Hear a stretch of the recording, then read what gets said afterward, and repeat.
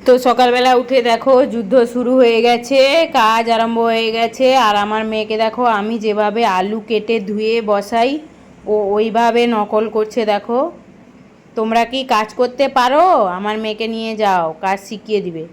একদমই কাজ করতে পারো না তোমরা। দেখো কিভাবে আলু ধুতে হয় ও দেখিয়ে দিচ্ছে। আর এখানে দেখো আমি রান্না বসিয়ে দিয়েছি, মসুর ডাল আর ঢেঁড়স সেদ্ধ, ভাত হয়ে গেছে। আর ঘরটা ঝাঁট মেরে পুছে নিচ্ছি, ঝাড়ু মেরে ভালো করে পরিষ্কার করে নিচ্ছি।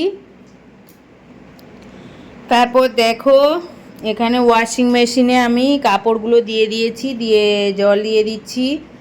আর তারপর কাপড়গুলো ধুতে ধুতে আমি চান করে চলে এলাম।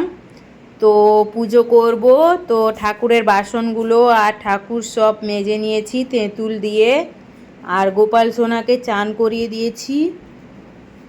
আর দেখো, আর তারপর দেখো এখানে পুজো করছি, চন্দন লাগিয়ে দিলাম ঠাকুরকে। আর গোপাল সোনাকেও চন্দন লাগিয়ে দিলাম। তারপর ধূপ দীপ জ্বালিয়ে দিলাম।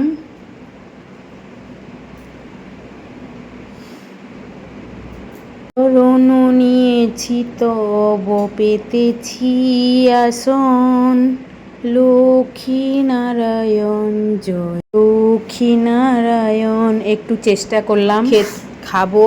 তো চলো মেনুতে কি কি আছে তোমাদের দেখিয়ে দিচ্ছি। তো এখানে আছে ঢেঁড়স সেদ্ধ, মাছ ভাজা, পালং শাকের তরকারি, মসুর ডাল, মাছের ঝাল, আর রয়েছে পাকা আম। তো এই ছিল আমার দুপুরবেলার মেনু। তো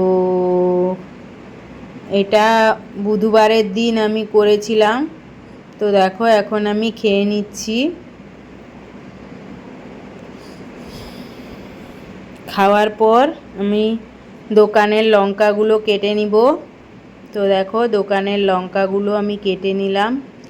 তারপর এবার আমি যাব কাপড় শুকাতে। কাপড় শুকাতে একটু দেরি হয়ে গেল, একা হাতে সব কিছু করতে হয়, তাই দেরি হয়ে যায়।